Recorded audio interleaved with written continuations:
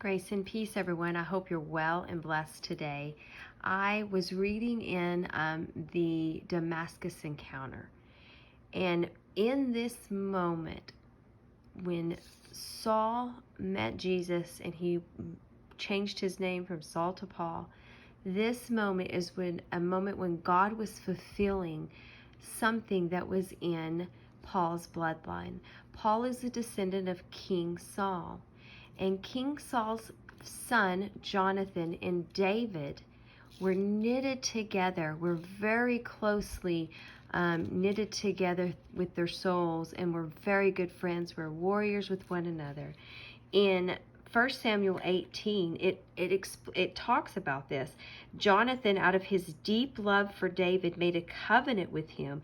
He formalized it with solemn gifts, his own royal robe and weapons, armor, sword, bow, and belt. And at that moment, they just were knitted together in a friendship that was based on God, and that God kept between them. Well, if you go to 1 Samuel 20, at this point, David is running from Saul. And Jonathan has just been made aware of how his father wants to kill David. So he's assisting David and trying to help him leave. And at that moment, and this is at 1 Samuel 20:42, Jonathan said, "Go in peace. The two of us had vowed friendship in God's name, saying, God will be the bond between me and you, and between my children and your children forever." Well, Paul was a descendant of Jonathan. And so God was honoring that covenant that they made between one another. But not only that, he was using Paul to change the generational bloodline that followed him. And at that point, changed the trajectory of where his family would go from that point forward.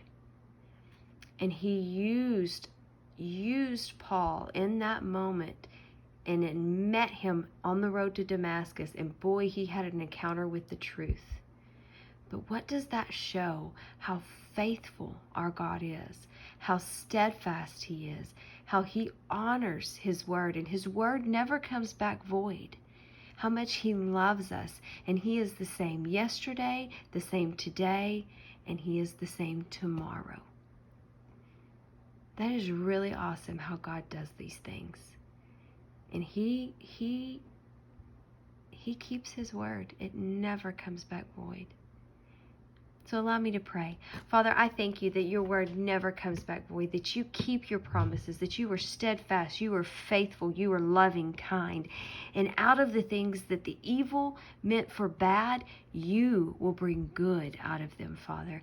Today, I just ask that you step in and you encounter people on their road to Damascus, removing the scales from their eyes, opening their eyes to see you, and redeeming things within their bloodline that you put there that are good, wholesome, pure, and that you have a purpose for, Father. And I ask people's hearts to be turned back to you on that road to Damascus, and them to see that steadfast love, that faithfulness, and the goodness you are bringing out. We just praise you, we honor you, and we thank you, Jesus, for everything you've done, and that you nailed every one of these ordinances to the cross. We just praise you, we honor you, and we give you all the glory in Jesus' mighty name.